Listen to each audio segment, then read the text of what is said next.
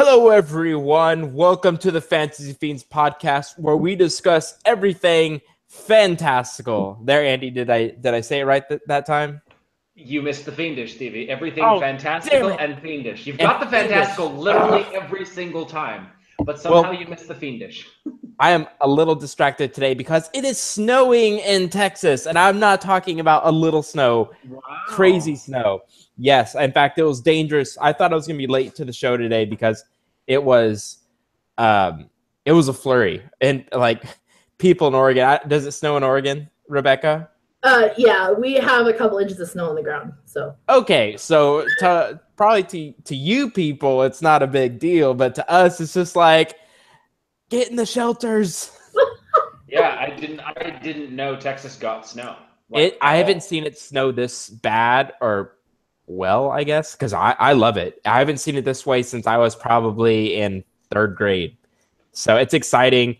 My dog, my husky right there, he has been out for like 2 hours because he just can't get enough of it. It's his first snow.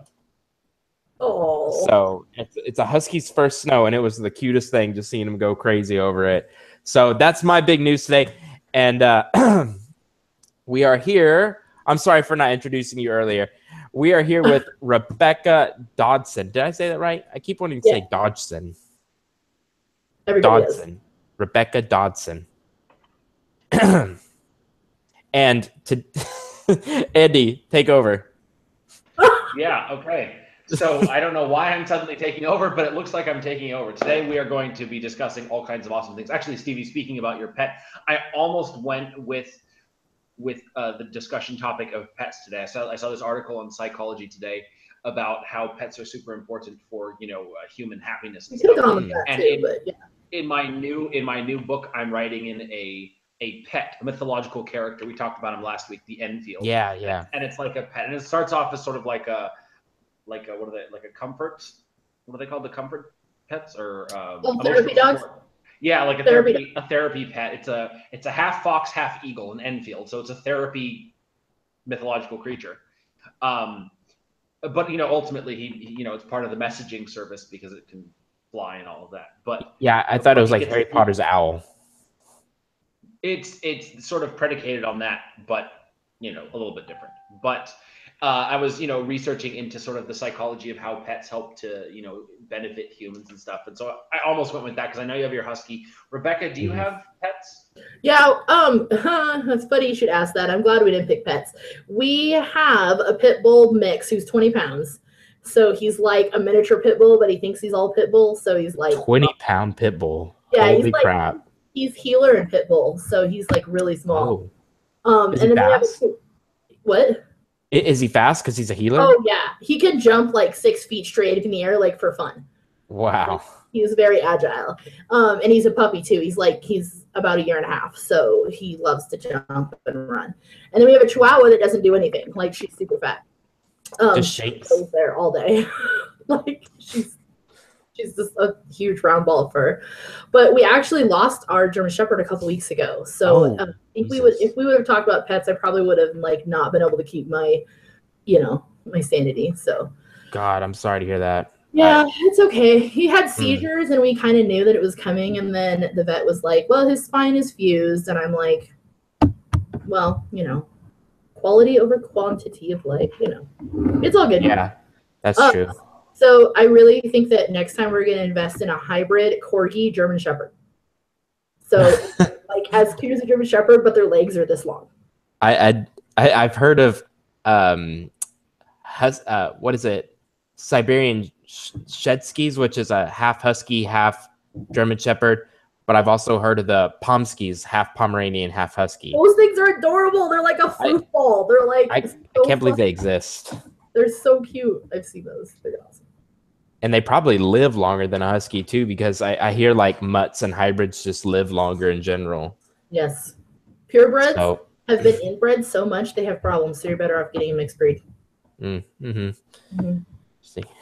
Well, sorry to hear about your dog. That's really sad. Andy, why do you have to bring up depressing topics?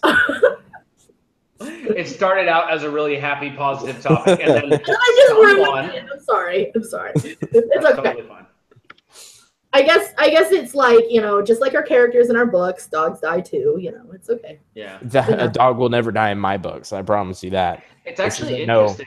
Marley It's and me. interesting how there is more outcry when an animal dies in your books than even children. We were actually Wow. watching a Christmas movie where the dog dies, and my son was like, "Nope, done." Turned it off. Yeah. Because like can't handle it. I was like, but you watched like Game of Thrones, like I don't. Yeah. You know that movie A Dog's Life? That it almost got like huge I criticism. would never watch that movie like ever. It's too depressing. It was really cute, really sweet. The But there's a scene in there where a dog dies, and it got so much backlash from I think PETA or the animal organizations, and it was done for a specific reason. It was done really well, and yet there was so much vitriol spilled because of it. And it was like in the rough draft or the first draft of my third assassin book, a horse died. And the people were like, no, you don't kill this horse here. Later on, when there's, a proper battle and horses charging and lances and all of that, yes, the horse can die.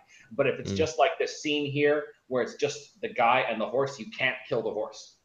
Just because there's like so much, an emotional attachment to animals that people don't really have about other people. Well, okay, but the same goes for like sidekicks too, because like I have a upcoming steampunk novel that's coming out in a box set with 21 other fantasy authors, and I have this character that's kind of like a Dobby from Harry Potter type thing. He's a little demon, purple with like 3 rows of teeth, and his name is Dinga. And like my beta reader was like, you cannot kill him. Like there's 3 times he almost dies in the book, and they were like, no, kill everyone else. It's like the companion to the humans. And then from when I was writing Mirrors, the Curse of Lanival series, there's a page boy, like a servant boy that follows them around, and it gets revealed in the 3rd book that he actually has autism.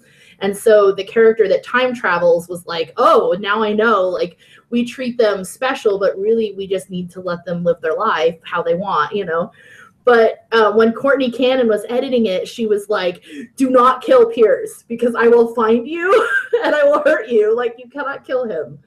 So it's the same with, companions, no matter if they're animal or human. Stevie, we have a comment on the YouTube feed saying that you are wearing a wrestling unitard. A what? Oh. It's what it looks like you're wearing. No way. It sure does. And we'll look at the ear and my headphones too. Makes it look like I'm about to. No, I'm wearing something much worse, and that is a very douchey T-shirt. Oh man, Stevie is the douchebag at the gym that we all hate. I don't wear this to the gym. I refuse. My grandma got me this shirt, and it's really comfortable. It's really comfortable. I can't wait till Derek watches this later and realizes that, there's other people. I don't think like this. I swear. My friend actually had this shirt that said, that's a cool story, girl, or something. It didn't say the B word, I swear. But then it said, go make me a sandwich. And cool story, bro. Sandwich, yeah. He got so much hate for it here in Texas. He gave it to me. And I'm like, why? Why would you give this to me? I'm not going to wear it. In the store, I still have the shirt. I don't wear it, but I'll like sleep in it because it's like an extra large or something like that. And it's really cozy and stuff. So, but yeah, don't, if there's any women out here, waits before dates. That's not too bad of a shirt.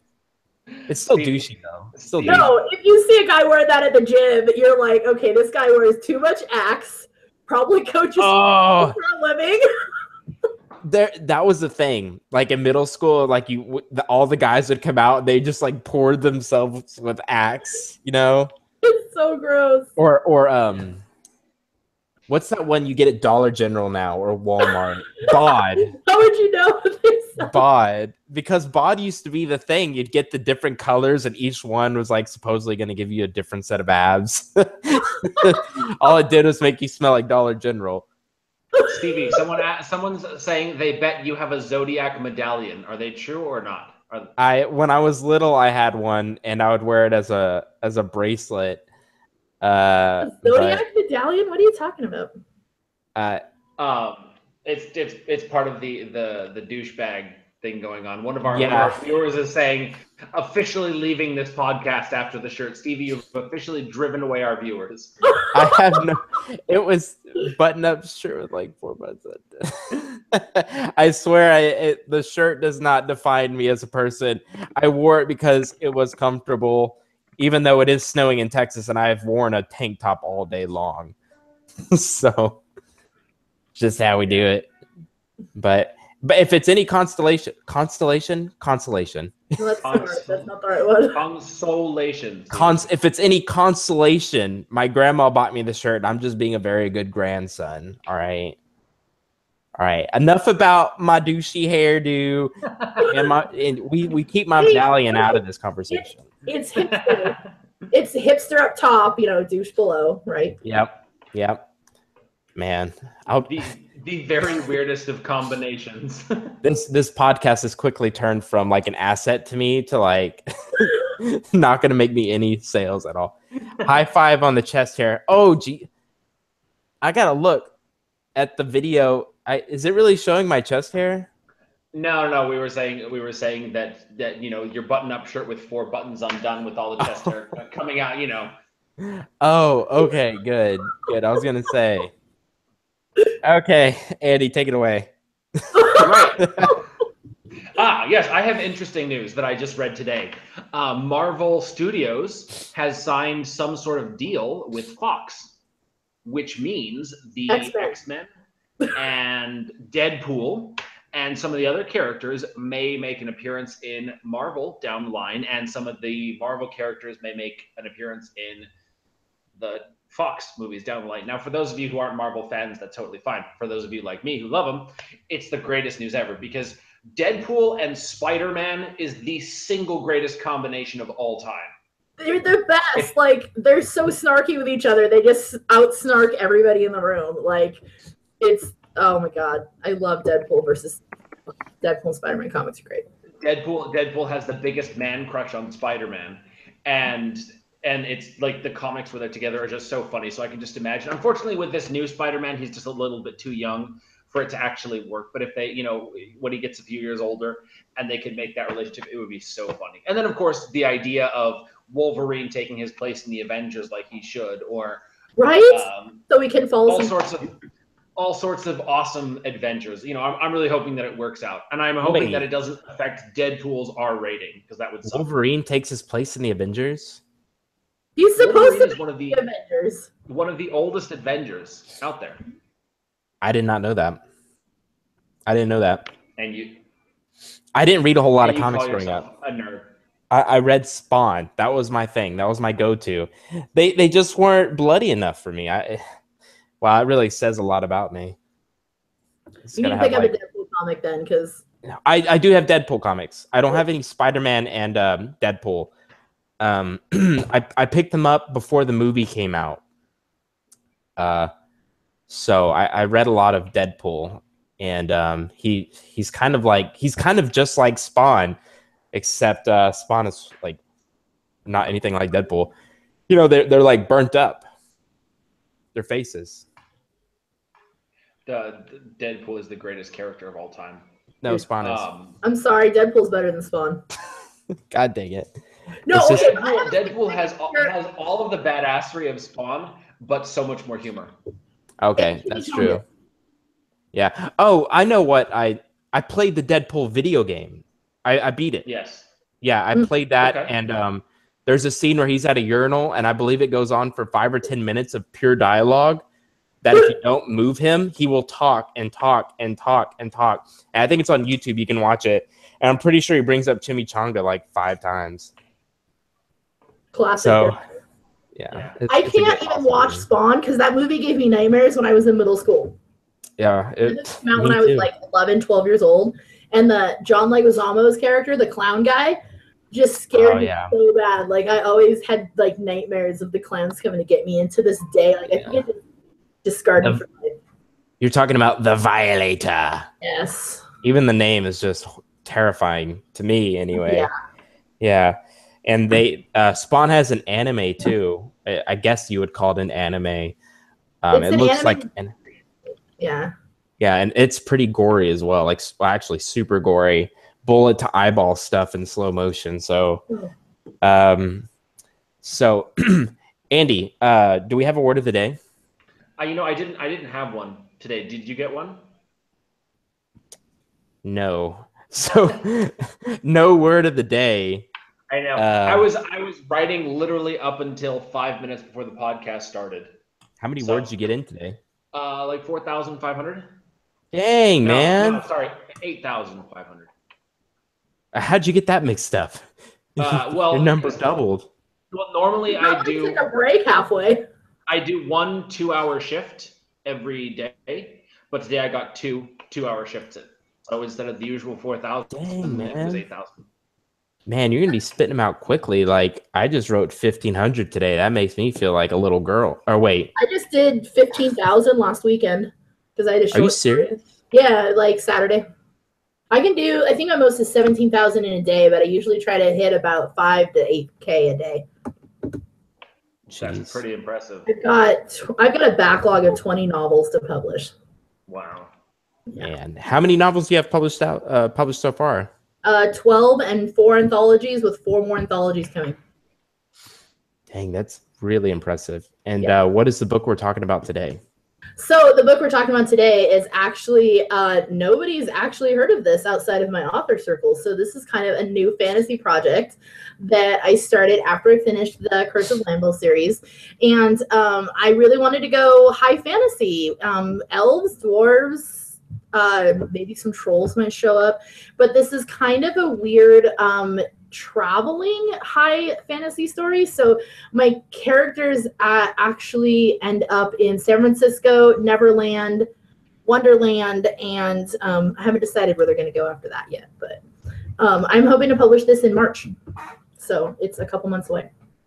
It's called The Moonstones of Solora, and it's actually about 2 wood elves, brother and sister, that are twins that have telepathic abilities, and they're the first elves born in a millennium that have that can talk to the Moonstones in their village.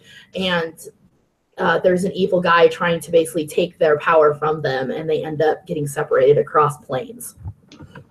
Sounds awesome. Why don't we go right into the reading so we can get a little flavor of these characters? Yeah, that's interesting. So, are we all 3 going to read this? Yes, absolutely. Okay. You direct us, tell us what to do. Okay. So, I'll read the narration and the parts of Kiara, and then we've got her brother Demay. I'll do that guy. Yeah, you do that guy. So, Edwin actually didn't get the kit. What? It was actually. I'll email you the link right now, Stevie. Okay, because I'm looking at it all and I just don't see I thought I emailed it to both of you. Sorry. Yeah. It's known that for some reason it doesn't work with mine for some reason. I'm 25 and I'm not computer literate apparently. Thank you, Andy. Yeah. Yeah, well, I work with that every day, so don't feel alone.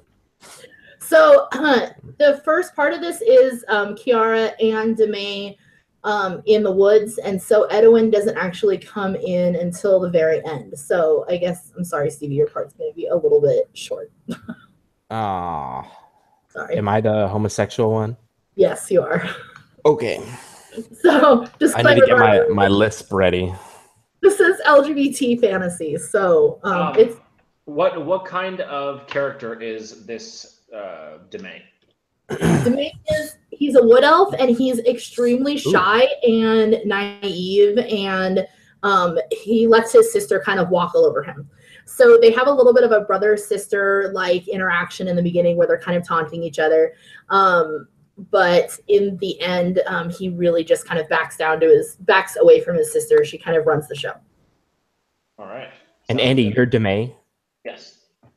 Okay, and what was my character's name again? Edwin, and you're not even next. It's the very end. Okay, all right. I'll be looking for it then. It's like the last 5 paragraphs is when you. I get it. I'm not important. I'm sorry. It's all right. Demay gets kidnapped really rapidly, so I couldn't find anything else with 3 people in the scene. I didn't think one of you wanted to read the pixie part later on. Oh, that would have been. Okay, you want me to start? Yeah. Yeah. The dense green woods filtered very little light from the evening sun as Kiara slunk through the heavy underbrush to a mossy oak, pressing her leather-clad back against the wide trunk. A rustle to her left caught her attention as she raised her bow to eye level, sparking the arrow with a swirl of purple magic. It twisted around the shaft of the sharp arrow, churning across the deadly steel point. 30 lengths ahead, she spotted the brown wisp of fur ducking behind ferns for cover. Aim true, she whispered in her ancient language, her fingers twitching on the bowstring. She released the arrow and it flew straight towards her target. Are you trying to kill me, sister? A voice rang out in the woods. The brown fur wasn't fur at all as her brother popped up from the hiding space. She cursed under her breath. How could she have missed the shine of deer for her dark-haired sibling? Demay, what are you doing out here? Kiara narrowed her eyes as Demay put his hands on his hips and glared at her, disapproving. The arrow landed with a thunk next to him, the magic dispelling with a hiss as he easily sidestepped it. Swathing a path with his longsword, he made his way towards her. Hoping for a kill, same as you. Demay said. A smirk spread across his face and he rolled his eyes. How did you not see it was me? Your face is as ugly as a deer's, Kiara said, lowering her bow. You should know. You're the one who with the looking glass. He tossed back at her. He stopped 3 feet away from her, plunking his sword into the soft earth. You... Kiara clenched her jaw, whipped her bow in front of her, and tripped him. He fell with a satisfying feminine yelp that made Kiara smile. She stepped over him, sheathing her bow in behind her next to the quiver. You should watch where you're going, she said, turning her head to glance over her shoulder. The underbrush can be quite tricky. Demay was quickly getting to his feet, and she saw his eyes sparkle with laughter. His pointed ears wiggled as he suppressed a grin. You bested me this time, sister. There won't be a next time. You speak this every time, as if I won't do it again tomorrow. Tomorrow, I will be ready. Kiara shrugged and turned back, leaping deftly over a log in her way. Her nostrils flared as she caught the scent of blood. She crouched down, feeling the wet stain of blood on the side of the log behind her. Let us hope Edwin and the others have more success at capturing dinner. She wiped her hand on her tan leather pants. Looking up, she saw the sun faded fast, and she knew they had to get back. Even though her vision sharpened in the darkness, she had no desire to be where the wolves and bears tread in the moonlight. We need to get back, Demay said, as if he read her mind, looking at the top of the forest ceiling. Of course he had read her mind. He did that often, though usually just to annoy her. He frowned at her. Get out of my head, Ciara said, shaking her head. Demay nudged her shoulder. I'm sorry, you know I can't. They walked in silence for several minutes, Demay stopping to cut through a tangle of thorns in their path. Do you think all twins were born with this? Kiara said quietly. There aren't any other twins in the village, Demay said. Besides, you can't read my mind. Well, I can if I try hard enough. I have no problem hearing you. Demay laughed. You broadcast loud and clear, especially when you're standing next to Edwin. If I have to hear one more time how good he looked in his vest, I might just strangle you. Kiara sighed at him, disgusted. I don't find Edwin attractive. Oh, really? Edwin's flawless golden skin, the bright sparkle in his blue eyes, the way his blonde braid draped over his bulky shoulders flooded her mind. Unlike Demay's tall and lanky figure, Edwin was short and muscular and waved his sword in ways that made the muscles on his arms tightly strained. She licked her lips, her mouth dry, thinking about the way he held his bow drawn taut, one eye closed as he focused on his aim. He would be dressed in just a vest, revealing the taut muscles around his stomach and bulks of his arms. She wondered for the 100th time if he knew he'd aimed an arrow at her heart. Figuratively, of course. Sometimes it's a good thing you can't read my thoughts. Softly. You don't want to see who I find attractive. I venture would be Rosalind. She has the highborn traits, though she is barely a common slave, Kiara said, where her voice dripped with sarcasm. She didn't care. Must be the way she shakes her hips at all the eligible elves like you. Demay snickered, ignoring her for the moment. Yet you think of Edwin with his vest off. Pants too, I suppose? She punched him in the arm. For the last time, get out of my head. Demay shrugged. Sorry. The forest broke in front of them, widening into the shimmer of the hidden village. Though it was enchanted to outsiders, Kiara could see through the shield to the long woven ladder that hung down from the main hut. Demay sheathed his sword at his waist and grasped the first rung, climbing quickly to the top. Kiara followed him more slowly, and he grasped her hand to pull her up on the landing. Oh. This is you, Steve. Moonwielder! Kiara and Demay turned towards the booming voice. Edwin strode towards them, a string of hairs tied behind his neck, faint bloodstains on the front of his woven vest. Kiara beamed at him, but instead Edwin ignored her and turned to Demay, gripping his wrist as they clamped each other on the back. Demay pressed a kiss to Edwin's lips, and though that was the custom greeting for travelers and strangers, Kiara knew it was just more than that. She groaned. Rosalind, my leather-clad behind, she threw at Demay. He smiled at her as if she was the last one to know. She didn't bother to hear him project this time. Edwin looked between them, frowning. He chuckled, obviously ignoring whatever was going on. The whole village knew the twins were connected in some way. Kiara knew, but everyone acted as if they didn't. Edwin pulled the hairs off and shoved them at Kiara. See those get roasted properly. Annoyed, Kiara dropped them to the ground and kicked them towards the warrior. Cook them yourself. What irks your sister? Edwin said, wrapping his arms around Demay's shoulder. Kiara spun on her heel with her arms wrapped around her and strode past them down the wooden path that wound around the hut. She didn't wait to hear Demay's answer. Very nice. So, wait, travelers kiss each other on the lips in this world? Yeah, they do. Okay. That's so interesting. I never would have thought about that. It's just like the best part is the next chapter. After they get like basically shoved through a portal, they end up in San Francisco during Comic-Con, and oh no, this chick like dressed as an elf walks up to her and pulls on her ears and goes, "Nice costume," and she goes to kiss her and she's like, "What are you doing? Gross! Get off me! You're a stranger." What's a stranger? I could see how that could get comical. I pictured myself actually as Edwin, and as soon as this happened, I was like, wait a minute. It's just like, so just strangers will pass each other on the street and they'll just kiss each other on the lips and then go on their way. Yeah. Huh. Yeah. You know, when I studied in France, I think that was the hardest thing I had to get over. And I'm not like against homosexuality at all. I've just never been kissed by a man. Never have. In France. What? Where did you study in France? Lille. Oh, nice. Yeah, so I stayed a couple days in Paris, and then I lived in Lille. And the hardest part of it was, I mean, I'm fine with giving les bises, which is like, you know, the kiss on the side of the face. Right, I'm fine, even if it's a guy. But at the gym, it was too much. Yeah. I did not like getting, and in the locker room, they still did it. Yeah. Every time. And I made friends, and I'd go in there, you know, to put up my bag and make my protein shake. They'd come up, slap me on the butt, and give me the bees. And I'm like, dude, I could smell your sweat on my face now.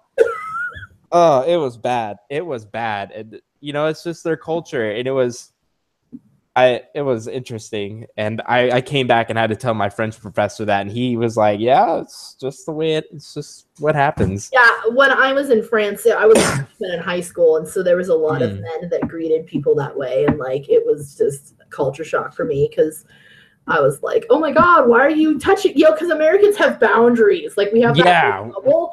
And we have our bubble, yeah. Europe, like you get on a train in Germany and, you know, people will get on and just put their arm way up in your face. Mm-hmm. You just really? Yeah, it's disgusting.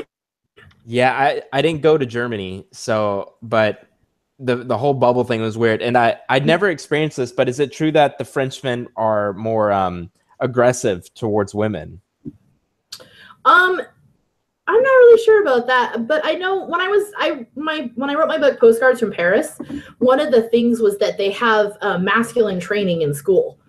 So like right, like in high school, they train how to be men. So like they have etiquette classes on how to be men. I did not know this. Yeah, and Russia is really similar too. So they do academics in the morning, and then in the afternoon they'll go and like swim and learn how to be masculine and learn how to carry themselves like a dominant. How to comb your mustache. Yeah, and so when I was writing Postcards from Paris, I did a lot of research on it, and I was just like, an American would be very intimidated, I think, by it. I think they would too. Andy, what is today's topic? We said it's not pets. It's not pets. Today's topic is a look behind the curtain. Everyone should know that is a Wizard of Oz reference. I thought it was pornographic. I don't know why. Attention to the man behind the curtain. But you know what I like about that analogy is that it's kind of an example of us. You know, like the Wizard of Oz is projecting this super powerful being, you know, this amazing wizard, and then there's this little tiny guy hiding behind the curtain. That's us. That's our personalities. You know, we project who we want to be. And yet the real person is hiding behind the curtain, you know, the curtain that we've erected to shield our true selves from the world around us. Have you seen The Great and Powerful Oz, the movie they did with James Franco? No. Because I loved that rendition. That's probably my favorite rendition of Wizard of Oz, because they portray him as like really like nerdy and kind of naive. And like, it was very interesting to see. It's like a prequel to what we think of as the Wizard.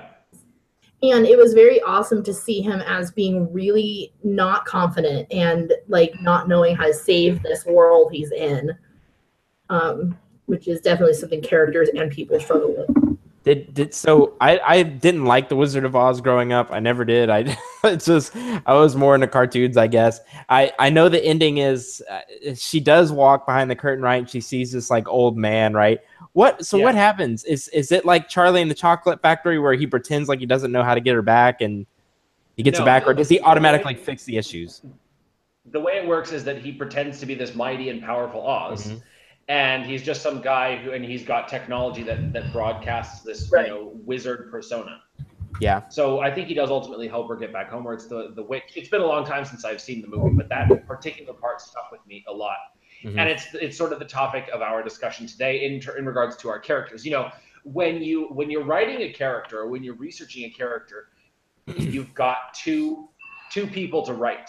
You've got the person they show that they are, and then the person that they actually are behind that curtain. You know, as an example, in the book that I'm currently working on, the main character, he pretends to be this confident, competent captain of this company of soldiers. But then inside, he's doubting his leadership abilities because of his past. I won't get into details. But so you've got this confident facade, this curtain, and then the man behind it is dealing with his own issues. He's a much smaller man, so to speak, than the wizard that he's showing. So building characters like this, understanding both the persona that they portray to the public and the persona inside, is what helps you to make much better, deeper characters. So we actually have this term in literature. When I was studying in my graduate program, we call it the second narrative.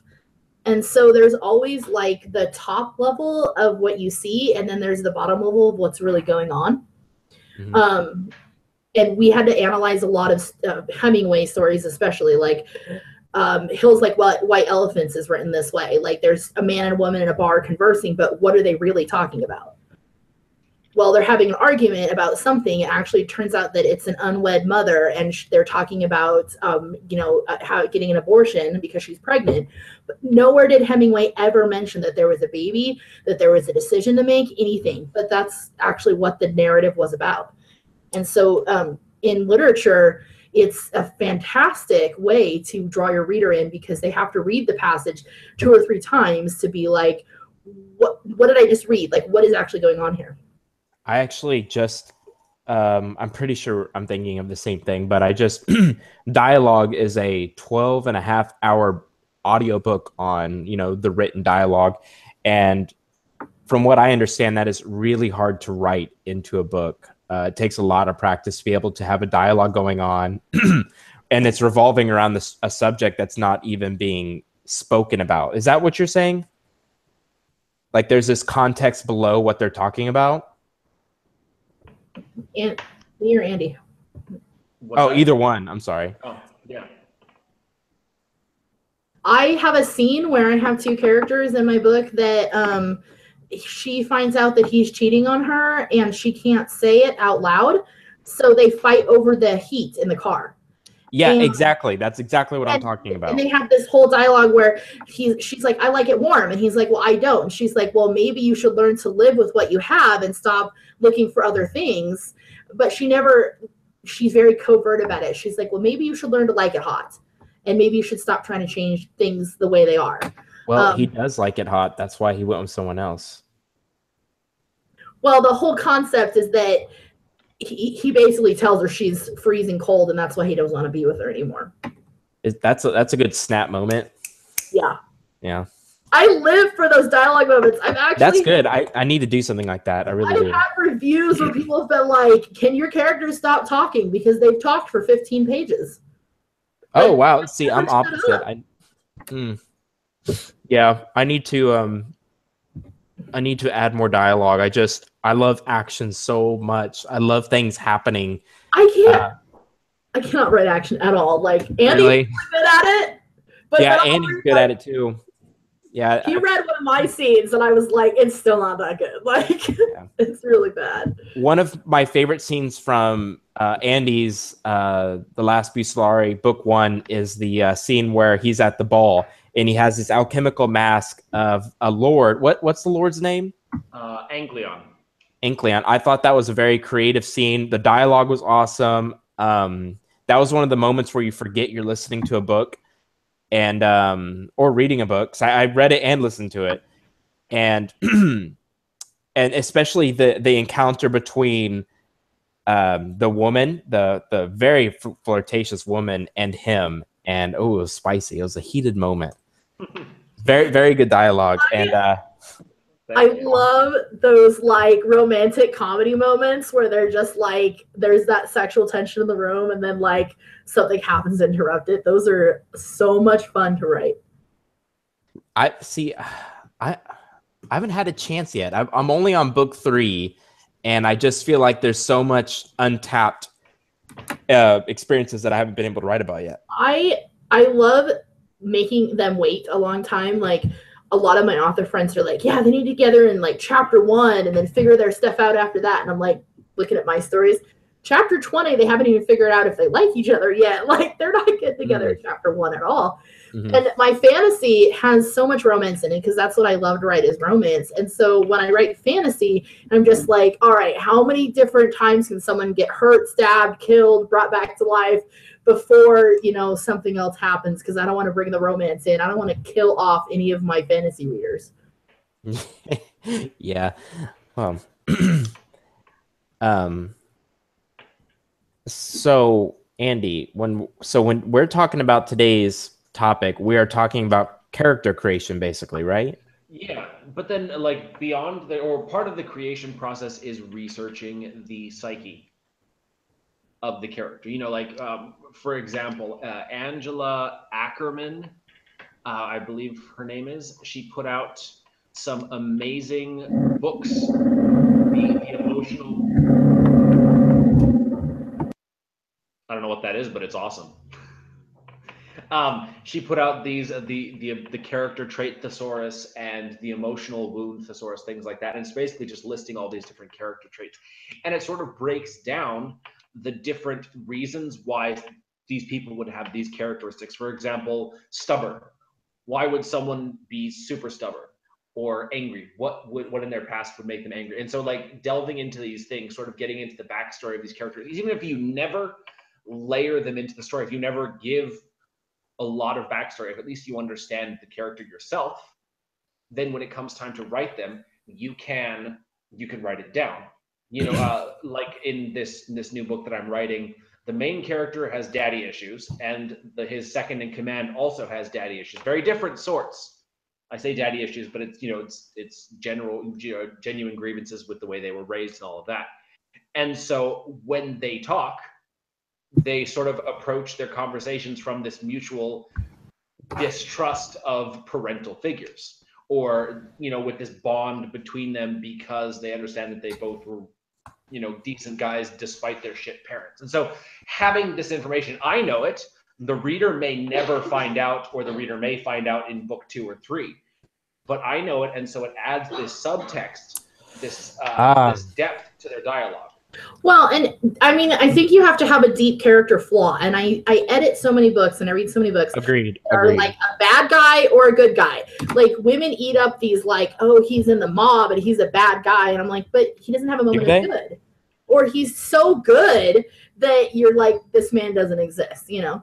And I wrote a short story recently where the character, I knew from the beginning the character had just recently tried to commit suicide.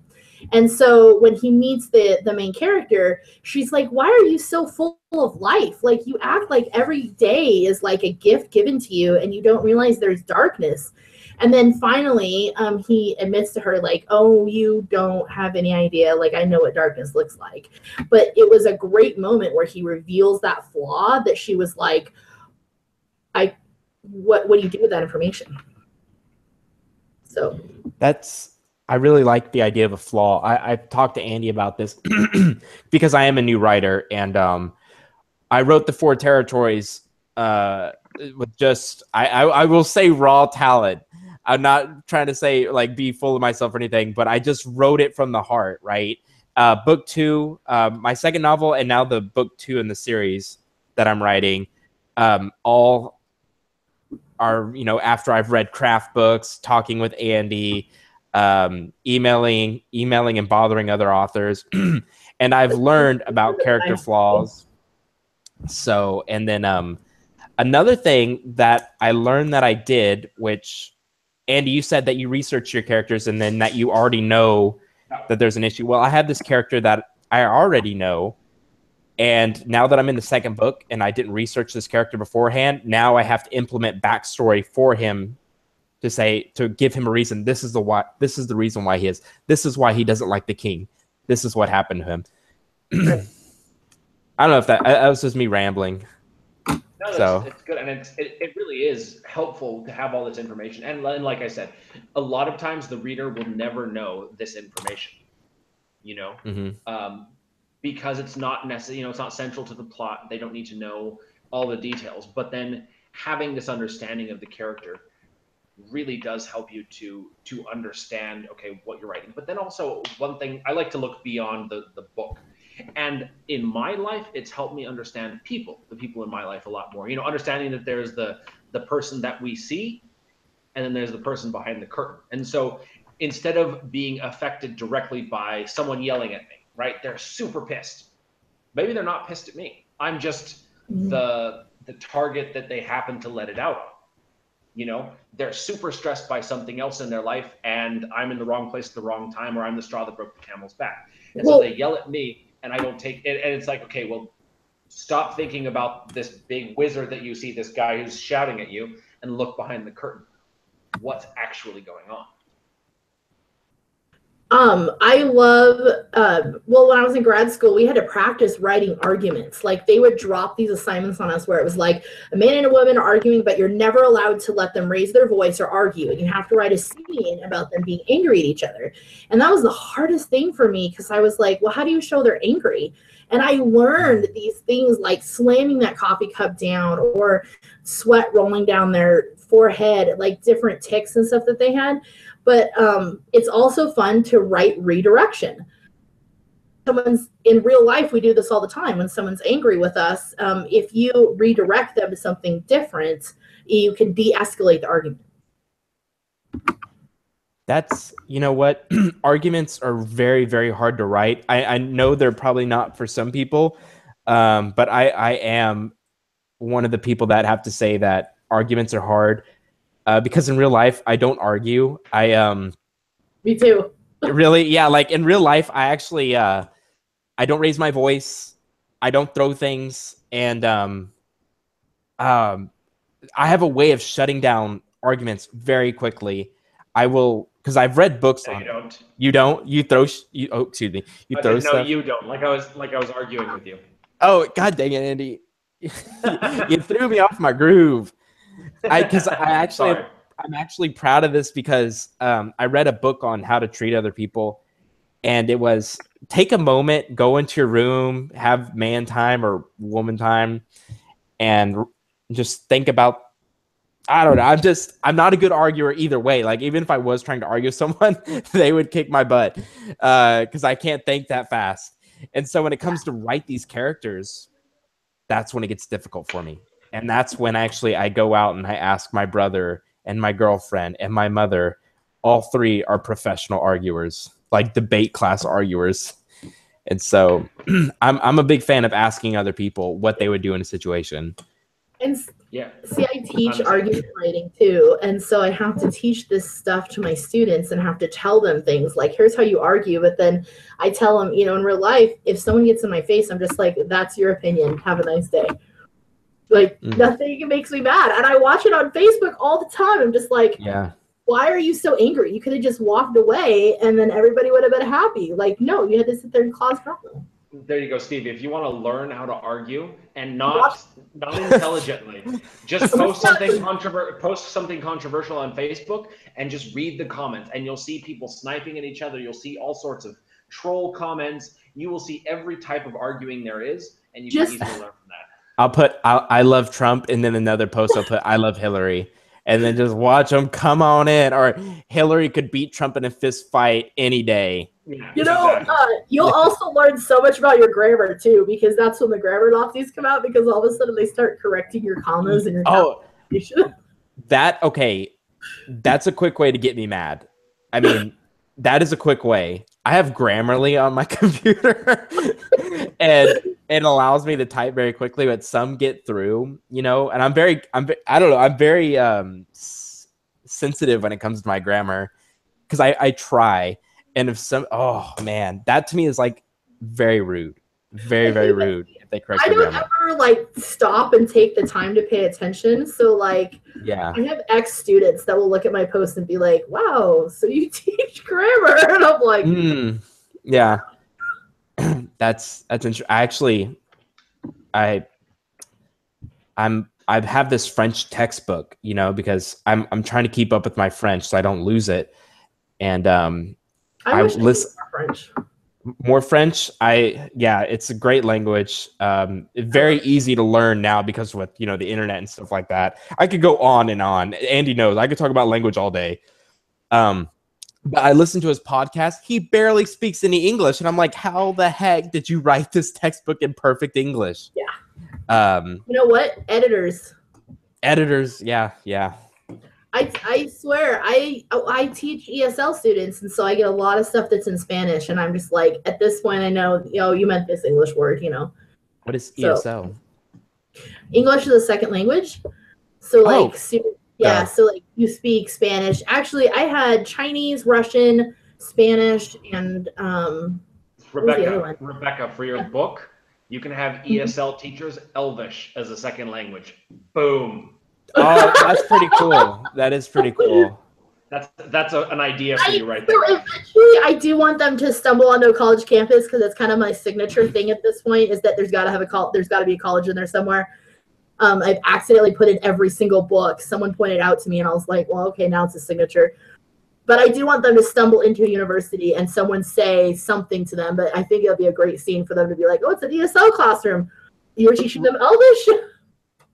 That'd be awesome. Hey, Rebekah, why don't you tell our audience, for those who don't know you, what you do in real life, because it might be confusing for them, because you do grade papers so much. I see it a lot on Facebook. So I teach college writing, and I teach technical communication, and you would have no idea that I write fiction, because I don't teach fiction, which is really weird, because that's what I went to school for. But I teach and do lots of things.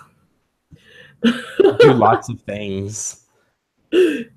Well, I mean, I work 3 jobs. So I teach 40 hours a week. I'm a professional editor with a Novel Connection. So I do editing for them. I'm also 5,000 words a day. And I write about 5,000 words a day. So man, it makes me feel like a turd. Yeah. Like a walking piece of fecal matter. Oh, and I'm almost done with my PhD. I'm almost done with my PhD. Still working on my dissertation. That's awesome. That is awesome. I think you should answer one of our comments there and speak in French. Oh, they're speaking French to me? They're saying they want you to pull out some of your French. Yes. Oh, okay. Comment allez-vous?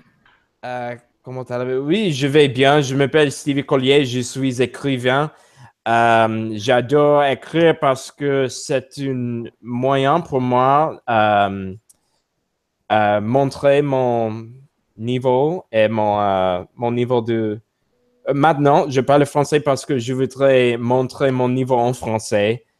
J'ai étudié le français dans l'université à Texas et j'ai commencé à apprendre le français parce que j'ai pensé que c'est une bonne idée pour rencontrer les femmes. Mais maintenant, la seule raison pour moi pour apprendre le français est parce que j'adore le français. Et c'est ça.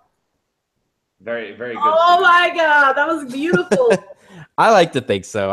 It's Your accent is really good because when I was taking French, I had to take a year of French in college, and she was always yelling at us about our accent. See, I make fun of French people, so it's easy. It's the best way to learn an accent is to make fun of them. And I learned that in a podcast years ago, and I started doing it. And now with my Japanese, I have to be careful because it's really racist. But I mean no harm by it. I'm just trying to get it like, oh, watashi wa Stevie desu.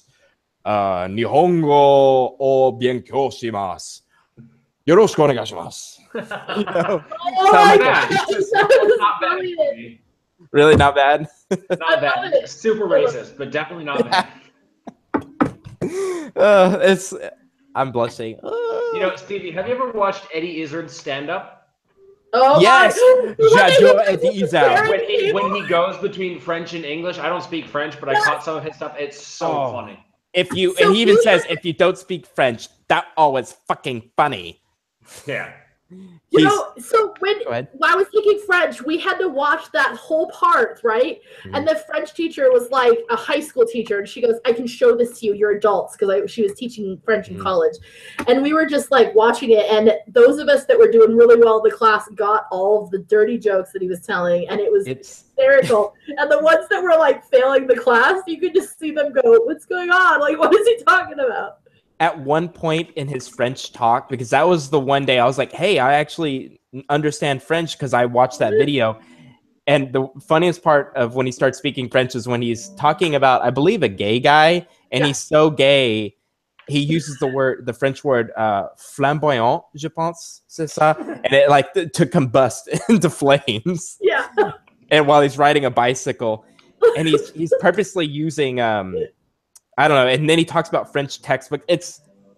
I know we're way off track, but Eddie Izzard is hilarious. Il est un travesti. He's a transvestite. So that's how you say, hey, you learned something on the Fantasy Fiends podcast. To say transvestite in French, you say travesti. We have definitely gone way, way off on a typical Stevie tangent. This is, even for a Stevie tangent, this is a tangent. Hey, I warned you all. Language is my thing. I love history and culture, so that's my thing. Andy, it's fine. Just let it go. It's hilarious. I love sitting back and letting Stevie go off on his tangents, especially after we've, talked about the things that we need to talk about. The rest of the time, it's just Stevie. Get all the important Stevie filling the radio waves. My brother, my brother watches the show, and I didn't know he's like a secret admirer who watches the show. I had no idea, and he's like, so. I'm going to say something kind of rude and offensive, warning in 10 seconds. But I came in the room, he's just leaning against the wall, and he goes, so, on the Fantasy Fiends podcast, are you the retarded one or something? And I was like, no, I just talk a lot. It seems that way. And I was really like, am I like the fool, that people leave the show and like, they just make fun of me? But no, I'm the comedic relief. The comedic relief. Yes. Exactly. You're the curly. Yeah. Okay. Or what's the Grouch the Marx Brothers one? Is it Harpo? I was thinking more like Wit from Brandon Sanderson, but he's too. I'm not that witty. I'm not witty. Yeah, you can't be Wit, Stevie. I can't be Wit. I don't even think he's that funny. Wit. All right, and with that totally derailed train, we end our podcast tonight. Yeah, that's true. Oh, are we done already? I know, it's so much fun having you on the show, Rebekah. I remember fondly the first episode we had you on for Andy's special episode. So yes, that was a lot of fun. And we the keep pause talking between about psychology. I feel like Andy just wants me here to like talk about characters' brains, and then we never actually talk about it because we have talking about. I know. It's Stevie's fault. I try. Blame it on me. Hey, if Blame it nothing on else, at least people know that like please make your characters flawed, because I'm tired of I love this motorcycle club bad boy with no brains. Like give me something, please. And if you are a writer, I suggest tvtropes.com. It's got really great flaws that you can a huge list that you can go through and see what works for you. That is where I found my hero syndrome, and it's been working so well for me. I love giving them social anxiety. I have to. So like, I'm sorry. I have to go back and read all the comments now to see if anyone made fun of me, so I can go Google them. I haven't even looked at it. Stevie, unfortunately, there are far too many mocking comments for you to get through in the next 20 minutes. So, I knew it was a bad idea wearing this shirt. That's what started this whole like snowball effect. Okay, so I will. You know what? Just because I went off on all these tangents, I will end the show. My gift to you all. And I'm sorry if I have offended anyone. And if there's anyone that speaks French and I've offended you, because I probably messed some things up, je suis très désolé. I'm like adding my Japanese to now. Je suis très désolé. Okay. Rebekah, thanks again so much for being on the show. It's been a blast. I knew once you were coming on this week that we were going to have such a good time. And we really got to get you back on the show once you have released your fantasy novel in March, which it was super cool for you to announce it on the show. We haven't had that yet. That's because I don't write fantasy very often, so when I do, it's a big thing. So I don't write fantasy often, but when I do, okay. All right. Thanks a lot, guys, for watching. If you're on YouTube, please like and subscribe. That helps us out a ton. If you're on iTunes, please leave us a review. That would be amazing. Andy, who do we have next week, if you know? We have Chris Fox. We have Chris Fox. That's right. Is it a Tuesday or Thursday? It is a Thursday, as far as I know. Yeah. Oh, December wow. 14th. Yeah. Okay. Awesome. So next, and Chris Fox, we're talking about his Tech Mage stuff, which is very interesting. The first of its kind from what I've seen. So it'll be interesting. And Andy, you can talk military. Oh, good. And then that is our second to last podcast for the year. Our last one will be on December 21st. Ooh, Christmas break. And then, Andy, we're going to have to vlog when you come visit me in Texas, which you are. That's totally true. We're totally going to have to vlog, and we'll just have to get a really big camera to show the distance. And, we have sideways. Like, yeah, just turn it sideways. Like his man bun and then like Andy's head. Of course, we got to the man bun. There's got to be a better word for man bun. Top knot is words. I hate the word top knot. No, I hate that word. It's just It's okay. Any way you cut it. You're right. I'm just a big walking douche with my t-shirt and all. All right, guys. Thanks so much for watching this week's Fantasy Fiends podcast. We will catch you next week with Chris Fox. This has been Stevie Collier. Au revoir. Thank you, Rebekah. Good night. Bye. Good night.